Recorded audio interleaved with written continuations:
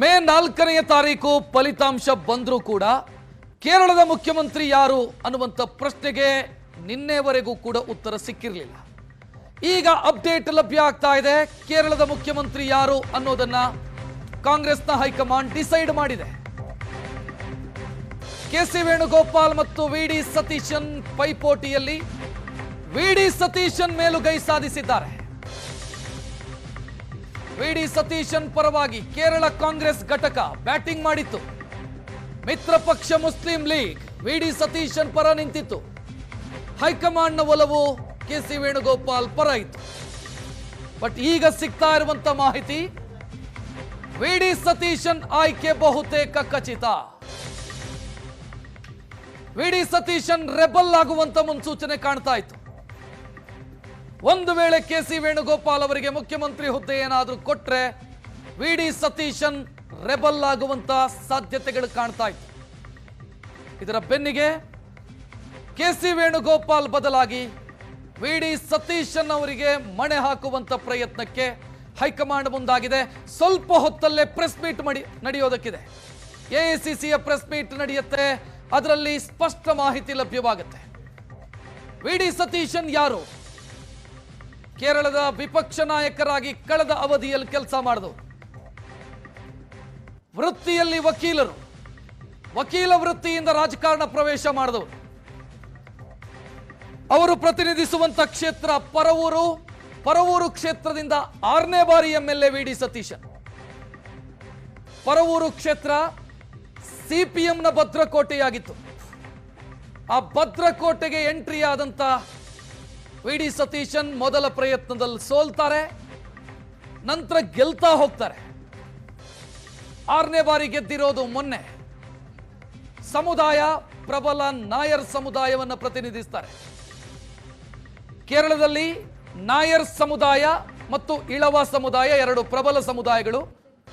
VD Satheesan ಅವರು ನಾಯರ್ ಸಮುದಾಯವನ್ನು ಪ್ರತಿನಿಧಿಸ್ತಾರೆ. ಹೆಚ್ಚಿನ ವಿಶ್ಲೇಷಣೆಗೆ ನಮ್ಮ associate editor Prashant Nath phone ಸಂಪರ್ಕದಲ್ಲಿ. ಪ್ರಶಾಂತ್ ನಾಥ್, ಇಲ್ಲಿ ರಿಸ್ಕ್ ತೆಗೆದುಕೊಳ್ಳೋದಕ್ಕೆ ಮುಂದಾಗ್ತಿಲ್ಲ ಹೈಕಮಾಂಡ್ ಅಂತ ಅನಿಸ್ತಾ ಇದೆ. ವಿಡಿ ಸತೀಶನ್ ಅನ್ನ ಬಿಟ್ಟು ಕೆಸಿ ವೇಣುಗೋಪಾಲ್ ಅವರಿಗೆ ಅವಕಾಶ ಕೊಟ್ಟರೆ ಸಮಸ್ಯೆ ಆಗಬಹುದು ಅನ್ನೋ ಲೆಕ್ಕಾಚಾರದಲ್ಲಿ ರೀತಿಯಲ್ಲಿ ಕಾಣಿಸ್ತಿದೆ ಅಂತ ಅನ್ಸುತ್ತಲ್ವಾ?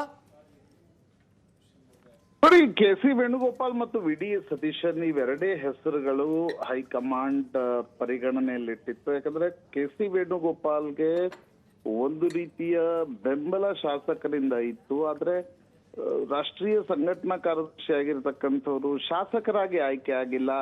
ಅವರು ಸಂಸದರಾಗಿ ಆಯ್ಕೆಯಾಗಿದ್ದಾರೆ. ವಿಧಾನ ಪರಿಷತ್ ಕೇರಳದಲ್ಲಿಲ್ಲ. ಹೀಗಾಗಿ ಅವರನ್ನ ತಂದ್ರೆ ಮತ್ತೊಮ್ಮೆ ಚುನಾವಣೆಯನ್ನ ನಡೆಸಬೇಕು. ಒಂದು. ಎರಡನೇದು, ರಾಷ್ಟ್ರೀಯ ರಾಜಕಾರಣದಲ್ಲಿ ರಾಹುಲ್ ಗಾಂಧಿಗೆ ಕೆಸಿ ವೇಣುಗೋಪಾಲ್ರ ಅವಶ್ಯಕತೆ ಮತ್ತು ಅನಿವಾರ್ಯತೆ ಎರಡೂ ಇದೆ ಅಂತಕ್ಕಂಥದನ್ನ ಕೂಡ ಹೇಳಲಾಗ್ತಾ ಇದೆ. ಆ ಕಾರಣದಿಂದ ಅಂತಿಮವಾಗಿ ವಿಡಿ ಸತೀಶನ್ ಒಂದು ಕ್ಲೀನ್ ಹೆಸರು, ಒಂದು ರೀತಿಯಾಗಿರ್ತಕ್ಕಂಥ ತುಂಬಾ ವೋಕಲ್ ಆಗಿ ಮಾತನಾಡ್ತಕ್ಕಂಥ ರಾಜಕಾರಣಿ, ಸ್ಟ್ಯಾಂಡ್ ತೆಗೆದುಕೊಳ್ತಕ್ಕಂಥ ರಾಜಕಾರಣಿ, ಸರಿ ತಪ್ಪು ಅನ್ನೋದನ್ನ ಬಹಳ ಪಬ್ಲಿಕ್ಲಿ ಮಾತಾಡ್ತಕ್ಕಂಥ ರಾಜಕಾರಣಿ ವಿಡಿ ಸತೀಶನ್. ಹೀಗಾಗಿ ಅಂತಿಮವಾಗಿ ವಿಡಿ ಸತೀಶನ್ ಹೆಸರನ್ನ ಆಯ್ಕೆ ಮಾಡುವ ಕಸರತ್ತಿನಲ್ಲಿ ಕಾಂಗ್ರೆಸ್ ಹೈಕಮಾಂಡ್ ಇದೆ. ವಿಡಿ ಸತೀಶನ್ ಅವರ ಹೆಸರಿಗೆ ಕೆಸಿ ವೇಣುಗೋಪಾಲ್ರ ಬೆಂಬಲ ಇರಲಿಲ್ಲ. ಕೆಸಿ ವೇಣುಗೋಪಾಲ್ ರಮೇಶ್ ಚೆನ್ನಿತಾಲ ಹೆಸರನ್ನ ಹೇಳ್ತಾ ಇದ್ರು. ಆದ್ರೆ ಹೈಕಮಾಂಡ್ ವಿಡಿ ಸತೀಶ್ರನ್ನ ಬಿಟ್ಟು ಮುಖ್ಯಮಂತ್ರಿ ಆಯ್ಕೆ ಮಾಡಿದ್ರೆ ಕೇರಳದಲ್ಲಿ ಕರ್ನಾಟಕದಲ್ಲಾದಂತೆ ಇನ್ನೊಂದು ಹಂತದ ಬಂಡಾಯ ಶುರು ಆಗ್ಬಹುದು. ವಿಡಿ ಸತೀಶನ್ ಬಹಳ ಸ್ಪಷ್ಟವಾಗಿ ಹೊರಗಡೆ ಬಂದು ಹೇಳಿದ್ರು, ನಾನು ಆದ್ರೆ ಮುಖ್ಯಮಂತ್ರಿ, ಇಲ್ಲಾದ್ರೆ ಸಾಮಾನ್ಯ ಶಾಸಕ. ಪ್ರಾಯಶಃ ಕಾಂಗ್ರೆಸ್ ಹೈಕಮಾಂಡ್ಗೆ ಆ ಮೆಸೇಜ್ ಪಾಸ್ ಆನ್ ಆಗಿದೆ. ಕಾಂಗ್ರೆಸ್ ಹೈಕಮಾಂಡ್ ವಿಡಿ ಸತೀಶನ್ ಅವರನ್ನ ಕೇರಳದ ಮುಂದಿನ ಮುಖ್ಯಮಂತ್ರಿಯನ್ನಾಗಿ ಘೋಷಿಸುವ ಹಂತದಲ್ಲಿದೆ. ಪ್ರಶಾಂತ್ ನಾಥ್, ಅಂದ್ರೆ ಇಲ್ಲಿ ಕೆಸಿ ವೇಣುಗೋಪಾಲ್ ವಿಡಿ ಸತೀಶನ್ ಅನ್ನುವಂಥ ಪೈಪೋಟಿ ಇದ್ದಂಥ ಸಂದರ್ಭದಲ್ಲಿ ಹೈಕಮಾಂಡ್ ವಿಡಿ ಸತೀಶನ್ ಅವರಿಗೆ ಮಣೆ ಹಾಕ್ತು ಅನ್ನೋದು ಒಂದಾದ್ರೆ, ಒಪ್ಪಂದದ ಮೇರೆಗೆ ಮುಖ್ಯಮಂತ್ರಿ ಅಂತ ಸಾಧ್ಯತೆಗಳು ಎಷ್ಟರ ಮಟ್ಟಿಗಿದೆ? ಅಂದ್ರೆ ಒಂದು ಅವಧಿಗೆ ನೀವಾಗಿ ಅಥವಾ ಒಂದು ಸ್ವಲ್ಪ ವರ್ಷಗಳ ಕಾಲ ನೀವಾಗಿ 2.5 ವರ್ಷ 3 ವರ್ಷ ಇಂಥ ಸಾಧ್ಯತೆ ಏನಾದರೂ ಇದೆಯಾ ಕೇರಳದಲ್ಲಿ?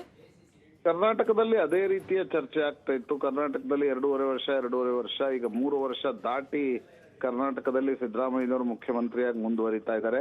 ರಾಜಸ್ಥಾನದಲ್ಲಿ ಆ ಒಂದು ಒಪ್ಪಂದದ ಚರ್ಚೆ ಆಗಿತ್ತು. ಅಶೋಕ್ ಗೆಹ್ಲೋಟ್, ಸಚಿನ್ ಪೈಲಟ್, ಅಲ್ಲೂ ಕೂಡ ಒಪ್ಪಂದ ಜಾರಿಗೆ ಬರಲಿಲ್ಲ. ಛತ್ತೀಸ್ಗಢದಲ್ಲಿ ಆ ರೀತಿಯ ಒಪ್ಪಂದ ಆಗಿತ್ತು, ಭೂಪೇಶ್ ಬಘೇಲ್ ಮತ್ತು TN ಸಿಂಗ್ದೇವ್ ನಡುವೆ, ಅಲ್ಲೂ ಕೂಡ ಒಂದು ಒಪ್ಪಂದ ಜಾರಿಗೆ ಬರ್ಲಿಕ್ಕೆ ಸಾಧ್ಯ ಆಗ್ಲಿಲ್ಲ.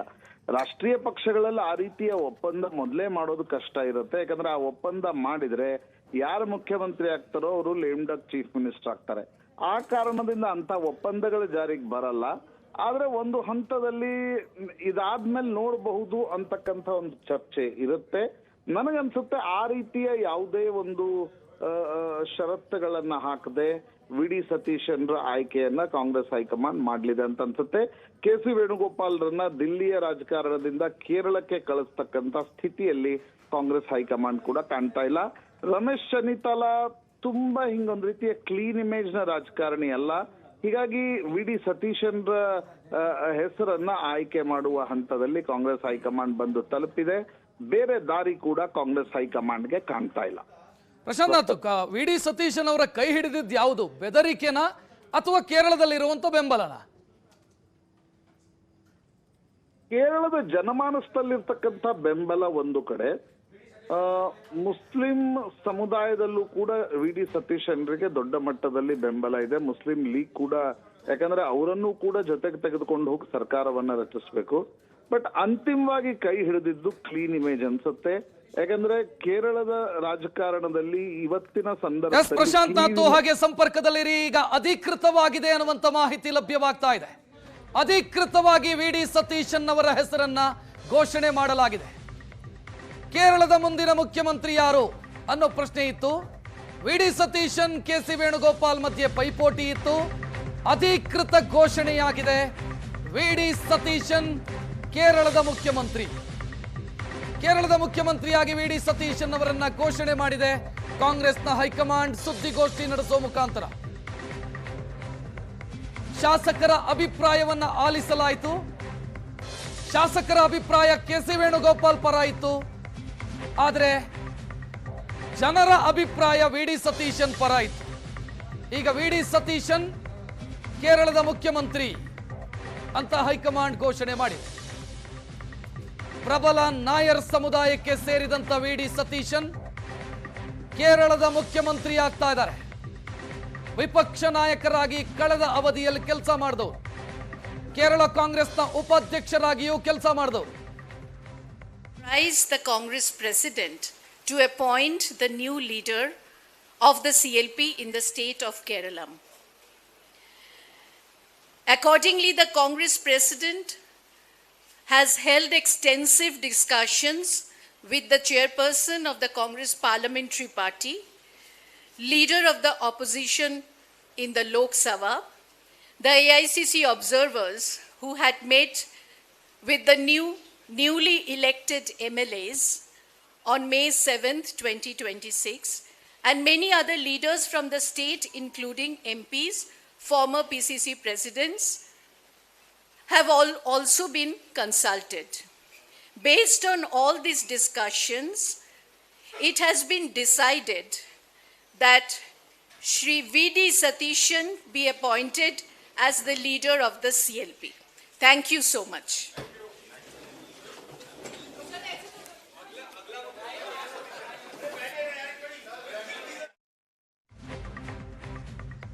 ಸುದ್ದಿಗೋಷ್ಠಿಯನ್ನು ಗಮನಿಸಿದ್ರಿ. CLP ಲೀಡರ್ ಆಗಿ ಕಾಂಗ್ರೆಸ್ ಶಾಸಕಾಂಗ ಪಕ್ಷದ ನಾಯಕರಾಗಿ ವಿ.ಡಿ. ಸತೀಶನ್ ಆಯ್ಕೆಯಾಗಿದ್ದಾರೆ ಅನ್ನೋದನ್ನ ಕಾಂಗ್ರೆಸ್ ಹೈಕಮಾಂಡ್ ಸ್ಪಷ್ಟಪಡಿಸಿದೆ. ಶಾಸಕಾಂಗ ಪಕ್ಷದ ನಾಯಕ ಅಂತಂದ್ರೆ ಮುಂದಿನ ಮುಖ್ಯಮಂತ್ರಿ ಅಂತ. ಮುಂದಿನ ಮುಖ್ಯಮಂತ್ರಿಯಾಗಿ ನಾವು ವಿ.ಡಿ. ಸತೀಶನ್ ಅವರನ್ನ ಆಯ್ಕೆ ಮಾಡಿದ್ದೀವಿ ಅಂತ ಕಾಂಗ್ರೆಸ್ ಹೈಕಮಾಂಡ್ ಸ್ಪಷ್ಟಪಡಿಸಿದೆ. ಹೈಕಮಾಂಡ್ಗೆ ಅತ್ಯಂತ ಸಮೀಪದಲ್ಲಿದ್ದಂಥ ಕೆ.ಸಿ. ವೇಣುಗೋಪಾಲ್ ಈ ರೇಸಲ್ಲಿ ಇದ್ರೂ ಕೂಡ, ಶಾಸಕರ ಬೆಂಬಲ ಅವರಿಗೆ ಇದ್ರೂ ಕೂಡ ವಿ.ಡಿ. ಸತೀಶನ್ ಅವರನ್ನ ಮೀರಿಸಿ ಮುಖ್ಯಮಂತ್ರಿ ಹುದ್ದೆಯನ್ನು ಪಡೆಯೋದಕ್ಕೆ ಅವರಿಂದ ಸಾಧ್ಯ ಆಗಿಲ್ಲ. ಒಂದು ವೇಳೆ ಕೆ.ಸಿ. ವೇಣುಗೋಪಾಲ್ ಆಯ್ಕೆಯಾಗ್ತಿದ್ರೆ 2 ಬೈ ಎಲೆಕ್ಷನ್ ನಡಿಬೇಕಿತ್ತು. ಒಂದು, ಅವರು ಅಳಪುಳ ಲೋಕಸಭಾ ಕ್ಷೇತ್ರದ ಸಂಸದರು, ಅದಕ್ಕೆ ರಾಜೀನಾಮೆ ಕೊಡಬೇಕು.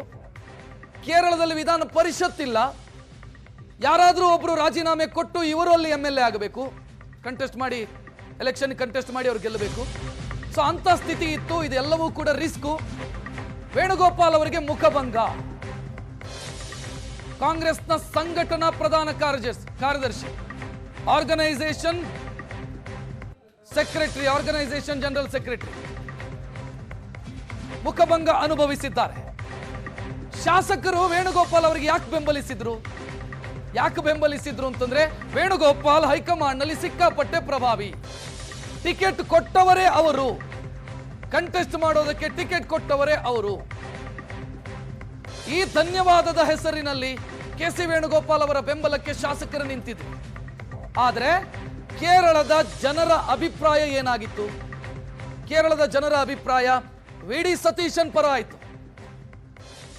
ಕಾಂಗ್ರೆಸ್ನ ಮಿತ್ರ ಪಕ್ಷ ಮುಸ್ಲಿಂ ಲೀಗ್ 22 MLAಗಳಿರುವಂತ ಪಾರ್ಟಿ, ಅವರು ಕೂಡ ವಿ.ಡಿ. ಸತೀಶನ್ ಪರ ನಿಂತಿದ್ರು. ವಿ.ಡಿ. ಸತೀಶನ್ನೇ ಮುಖ್ಯಮಂತ್ರಿ ಆಗಬೇಕು. ವಿ.ಡಿ. ಸತೀಶನ್, ಕೆ.ಸಿ. ವೇಣುಗೋಪಾಲ್, ರಮೇಶ್ ಚೆನ್ನಿತ್ತಲ್ ಮೂವರು ಒಂದೇ ಸಮುದಾಯಕ್ಕೆ ಸೇರಿದಂತ ನಾಯಕರು. ಆದರೆ ಈಗ ವಿ.ಡಿ. ಸತೀಶನ್ ಮುಖ್ಯಮಂತ್ರಿಯಾಗಿ ಆಯ್ಕೆಯಾಗ್ತಾ ಇದ್ದಾರೆ. ಕೇರಳದ ಮುಂದಿನ ಮುಖ್ಯಮಂತ್ರಿ ಅನ್ನುವಂಥ ಪ್ರಶ್ನೆಗೆ ಉತ್ತರ ಹುಡುಕೋದಕ್ಕೆ 11 ದಿನ ಬೇಕಾಯಿತು. 4ನೇ ತಾರೀಕು ಫಲಿತಾಂಶ ಬಂದರೂ ಉಳಿದೆಲ್ಲ ರಾಜ್ಯಗಳಲ್ಲಿ ಮುಖ್ಯಮಂತ್ರಿಗಳು ಪ್ರಮಾಣ ವಚನ ಸ್ವೀಕರಿಸಿ ಮಂತ್ರಿಮಂಡಲ ರಚನೆಯಾಗಿ ಸರ್ಕಾರ ಕಾರ್ಯನಿರ್ವಹಿಸ್ತಾ ಇದೆ. ಕೇರಳ ಮಾತ್ರ ಪೆಂಡಿಂಗ್ ಇತ್ತು. ಕೆ.ಸಿ. ವೇಣುಗೋಪಾಲ್ ಅವರಿಗೆ ಕೈ ತಪ್ಪಿದೆ ಕೇರಳ ಮುಖ್ಯಮಂತ್ರಿ ಪಟ್ಟ. ಕೇರಳ ಕಾಂಗ್ರೆಸ್ ಘಟಕದ ಒತ್ತಡಕ್ಕೆ ಮಣಿದಿದೆ ಹೈಕಮಾಂಡ್.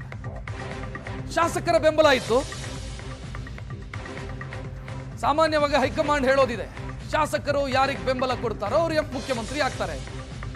ಬಟ್ ಇಲ್ಲಿ ಅದು ಉಲ್ಟಾ ಆಗಿದೆ. ಶಾಸಕರ ಬೆಂಬಲ ಕೆ.ಸಿ. ವೇಣುಗೋಪಾಲ್ ಪರ ಆಯಿತು. ನಂಬರ್ಸ್ ಅಂತ ನೋಡಿದ್ರೆ ಕೆ.ಸಿ. ವೇಣುಗೋಪಾಲ್ ಪರ ಹೆಚ್ಚು ಶಾಸಕರು ಬೆಂಬಲಕ್ಕಿದ್ರು. ಆದರೂ ಹೈಕಮಾಂಡ್ ಆಯ್ಕೆ ಮಾಡಿದ್ದು ವಿ.ಡಿ. ಸತೀಶನ್ ಅವರು.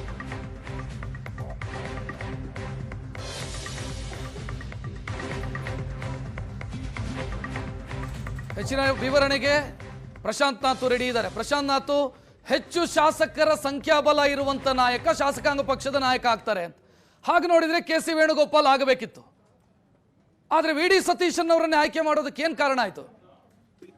ರಕ್ಷತ್, ನೋಡಿ, ಶಾಸಕರ ಸಂಖ್ಯಾಬಲವನ್ನ ಕೆ.ಸಿ. ವೇಣುಗೋಪಾಲ್ ಹೊಂದಿದ್ರು ಕೂಡ ಕಾಂಗ್ರೆಸ್ ಹೈಕಮಾಂಡ್, ಅದರಲ್ಲೂ ರಾಹುಲ್ ಗಾಂಧಿ ಕೆ.ಸಿ. ವೇಣುಗೋಪಾಲ್ರನ್ನ ರಾಷ್ಟ್ರೀಯ ರಾಜಕಾರಣದಿಂದ ರಾಜ್ಯದ ರಾಜಕಾರಣಕ್ಕೆ ಕಳಿಸ್ಲಿಕ್ಕೆ ಅವರಿಗೆ ಯಾವುದೇ ಒಂದು ಇಚ್ಛೆ ಇರಲಿಲ್ಲ. ಯಾಕಂದ್ರೆ ಕೆ.ಸಿ. ವೇಣುಗೋಪಾಲ್ ಕಾಂಗ್ರೆಸ್ನ ರಾಷ್ಟ್ರೀಯ ಸಂಘಟನಾ ಕಾರ್ಯದರ್ಶಿಯಾಗಿದ್ದಾರೆ.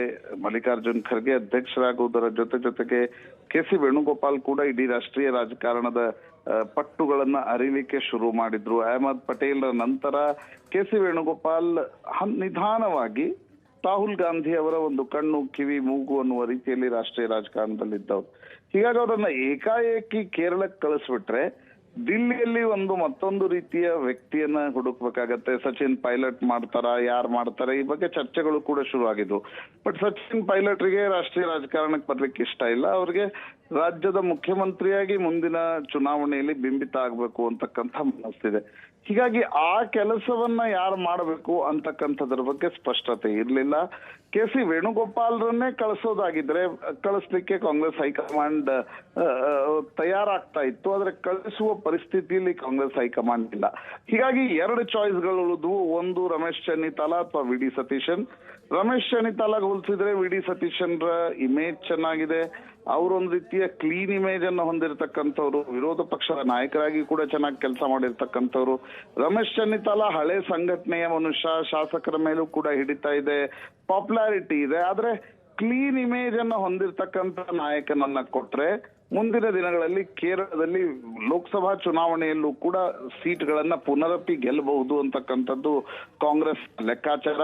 ಮತ್ತು ಒಂದ್ ವೇಳೆ ರಮೇಶ್ ಚೆನ್ನಿತಾಲರನ್ನ ಮಾಡಿದ್ರೆ ವಿ.ಡಿ. ಸತೀಶನ್ ಒಂದ್ ರೀತಿ ಬಂಡಾಯ ನಾಯಕರಾಗಿ ಗುರುತಿಸ್ಕೊಳ್ತಿದ್ರು, ಅಥವಾ ಮುಖ್ಯಮಂತ್ರಿ ಆಗಲ್ಲ, ಮಂತ್ರಿಯೂ ಆಗಲ್ಲ ಅನ್ನುವ ಒಂದು ನಿರ್ಧಾರವನ್ನ ತೆಗೆದುಕೊಂಡಿದ್ರೆ ಕಾಂಗ್ರೆಸ್ ಹೈಕಮಾಂಡ್ಗೆ ಮೊದಲ ಒಂದು ಪ್ರಮಾಣ ವಚನದ ಸಂದರ್ಭದಲ್ಲೇ ಕಷ್ಟ ಆಗ್ತಾ ಇತ್ತು. ಆ ಕಾರಣದಿಂದ ಆದ್ರೂ ಸರಿ ವಿ.ಡಿ. ಸತೀಶನ್ ಒಂದು ಕ್ಲೀನ್ ಫೇಸ್. ಮುಸ್ಲಿಂ ಲೀಗ್ ಕೂಡ ವಿ.ಡಿ. ಸತೀಶನ್ರಿಗೆ ಬೆಂಬಲವನ್ನ ಕೊಟ್ಟಿತ್ತು. ಮೂರನೇದು, ವಿ.ಡಿ. ಸತೀಶನ್ರಿಗೆ ಜನಮಾನಸದಲ್ಲಿ ಒಂದು ಒಳ್ಳೆಯ ಹೆಸರಿದೆ. ಕೇಡರಲ್ಲೂ ಕೂಡ ಒಳ್ಳೆಯ ಹೆಸರಿದೆ. ಶಾಸಕರ ಬೆಂಬಲ ಕೆ.ಸಿ. ವೇಣುಗೋಪಾಲ್ರಿಗೆ ಹೋಲಿಸಿದ್ರೆ ವಿ.ಡಿ. ಸತೀಶನ್ರಿಗೆ ಇರಲಿಲ್ಲ. ಆದ್ರೆ ಕೆ.ಸಿ. ವೇಣುಗೋಪಾಲ್ರನ್ನ ಕಳಿಸುವ ಸ್ಥಿತಿಯಲ್ಲಿ ಇರದೇ ಇರುವ ಕಾರಣದಿಂದ ಕಾಂಗ್ರೆಸ್ ಹೈಕಮಾಂಡ್ ವಿ.ಡಿ. ಸತೀಶ್ರನ್ನ ಅವರನ್ನ ಕೇರಳದ ಮುಂದಿನ ಮುಖ್ಯಮಂತ್ರಿಯನ್ನಾಗಿ ಘೋಷಿಸಿದೆ. ಪ್ರಶಾಂತ್ ನಾಥ್, ಈಗ ವಿ.ಡಿ. ಸತೀಶನ್ ನಾಯರ್ ಸಮುದಾಯಕ್ಕೆ ಸೇರಿದವರು, ಕೇರಳದಲ್ಲಿ ಮುಂದುವರಿದ ಸಮುದಾಯ ನಾಯರ್ ಕಮ್ಯುನಿಟಿ. ಇದರ ಪರಿಣಾಮ ಕರ್ನಾಟಕದ ಮೇಲೆ ಆಗತ್ತಾ ಅಂತ ಒಂದು ಪ್ರಶ್ನೆ ಇದೆ. ಯಾಕಂತಂದ್ರೆ ಹಿಂದುಳಿದ ವರ್ಗದ ಮುಖ್ಯಮಂತ್ರಿಯನ್ನ ಕೆಳಗಿಳಿಸಿ ಮತ್ತೊಬ್ಬರಿಗೆ ಅವಕಾಶ ಕೊಡುವಂತ ಸಾಧ್ಯತೆ ಇದೆಯಾ? ಈ ಹಂತದಲ್ಲಿ 4 ರಾಜ್ಯದಲ್ಲಿ ಅಧಿಕಾರದಲ್ಲಿದೆ, ಒಂದರಲ್ಲಿ ಮಾತ್ರ ಹಿಂದುಳಿದ ವರ್ಗದ ಮುಖ್ಯಮಂತ್ರಿ ಕರ್ನಾಟಕದಲ್ಲಿ ಇರೋದು. ಆ ಒಂದು ಲೆಕ್ಕಾಚಾರ ನಿಶ್ಚಿತವಾಗಿರುತ್ತೆ. ಆದ್ರೆ ಕೇರಳದಲ್ಲಿ ಹಿಂದುಳಿದ ವರ್ಗದ ಮುಖ್ಯಮಂತ್ರಿಯನ್ನಾಗಿ ಕಾಂಗ್ರೆಸ್ ಘೋಷಿಸುವ ಪರಿಸ್ಥಿತಿಯಲ್ಲಿ ಇರಲಿಲ್ಲ. ಯಾಕಂದ್ರೆ ಆ ರೀತಿಯ ನಾಯಕತ್ವ ಇರಲಿಲ್ಲ. ಇರುವ 3 ನಾಯಕರು, ಒಬ್ರು ವಿ.ಡಿ. ಸತೀಶನ್, ರಮೇಶ್ ಚೆನ್ನಿತಾಲ ಮತ್ತು ಕೆ.ಸಿ. ವೇಣುಗೋಪಾಲ್, 3 ಕೂಡ ನಾಯರ್ ಸಮುದಾಯಕ್ಕೆ ಸೇರಿರ್ತಕ್ಕಂಥವ್ರು. ಹೀಗಾಗಿ ಕರ್ನಾಟಕದ ಮೇಲೆ ಅದರ ಇಫೆಕ್ಟ್ ಇದ್ದೇ ಇರುತ್ತೆ. ಅಂತಿಮವಾಗಿ ಒಬ್ಬ ಒಬಿಸಿ ಮುಖ್ಯಮಂತ್ರಿಯನ್ನ ಕೆಳಗಿಳಿಸ್ಬೇಕಾ ಬೇಡವಾ? ಬಿಜೆಪಿ ಮೊನ್ನೆ ಅಷ್ಟೇ ಒಬಿಸಿ ಮುಖ್ಯಮಂತ್ರಿಯನ್ನ ಬಿಹಾರದಲ್ಲಿ ಕೊಟ್ಟಿದೆ. ಪಕ್ಕದ ಕೇರಳದಲ್ಲಿ ಒಂದು ಇಂಟರ್ಮೀಡಿಯರಿ ಕಾಸ್ಟ್ ಟೈಪ್, ನಮ್ಮಲ್ಲಿ ಹೆಂಗ್ ಲಿಂಗಾಯತರು ಒಕ್ಕಲಿಗರಿದ್ದಾರೆ ಆ ತರಹದ ಕಾಸ್ಟ್ ಆಗಿ ನಾಯರ್ ಸಮುದಾಯ ಇದೆ. ಈ ಕಡೆ ಪಕ್ಕದಲ್ಲಿ ರೇವಂತ್ ರೆಡ್ಡಿ ಅವರು ಕೂಡ ಮುಂದುವರೆದ ಸಮುದಾಯದವರು, ಜಮೀನ್ದಾರ್ ಒಂದು ಕಾಸ್ಟ್ ಅಂತ ಕರೀಲಾಗತ್ತೆ ರೆಡ್ಡಿ ಸಮುದಾಯವನ್ನ, ಅಲ್ಲಿಂದ ಬರ್ತಾರೆ. ಹಿಮಾಚಲದಲ್ಲೂ ಕೂಡ ಸುಖ್ವೀರ್ ಸಿಂಗ್ ಸುಕ್ಕು ಮುಖ್ಯಮಂತ್ರಿಯಾಗಿದ್ದಾರೆ. ಹೀಗಾಗಿ ಈ ಪರಿಸ್ಥಿತಿಯಲ್ಲಿ ಒಬಿಸಿ ಮುಖ್ಯಮಂತ್ರಿಯನ್ನ ತೆಗೆಯುವ ಸ್ಥಿತಿಯಲ್ಲಿ ಕಾಂಗ್ರೆಸ್ ಹೈಕಮಾಂಡ್ ಉಂಟಾ? ಇದು ನಿಶ್ಚಿತವಾಗಿರ್ತಕ್ಕಂಥ ಪ್ರಶ್ನೆ. ಬಟ್ ರಾಜ್ಯದಿಂದ ರಾಜ್ಯಕ್ಕೆ ರಾಜಕಾರಣ ಬೇರೆ ಇರುತ್ತೆ. ಕೇರಳದಲ್ಲಿ ಒಬಿಸಿ ಮುಖ್ಯಮಂತ್ರಿ ಅಂತಂದು ಕರ್ನಾಟಕದಲ್ಲಿ ತೆಗೆದ್ರೆ ಕರ್ನಾಟಕದ ಒಬಿಸಿ ಸಮುದಾಯ ಏನು ಕಾಂಗ್ರೆಸ್ ಅನ್ನ ಬೆನ್ನತ್ತುತ್ತೆ ಅನ್ನುವ ಸ್ಥಿತಿಯಲ್ಲಿ ಇರಲ್ಲ. ಹೀಗಾಗಿ ಆ ಕಂಪ್ಯಾರಿಸನ್ ಮಾಡ್ಲಿಕ್ಕೆ ಸಾಧ್ಯ ಆಗಲ್ಲ. ಬಟ್ ಕೇರಳದ ರಾಜಕಾರಣದಲ್ಲಿ ಅಂಥ ಯಾವುದೇ ರೀತಿಯಾಗಿರ್ತಕ್ಕಂಥ ಅವಕಾಶಗಳು ಕಾಂಗ್ರೆಸ್ ಹೈಕಮಾಂಡ್ಗೂ ಕೂಡ ಇರಲಿಲ್ಲ. ಎಸ್, ಥ್ಯಾಂಕ್ ಯು ನಾಥು ಮಾಹಿತಿಗೆ.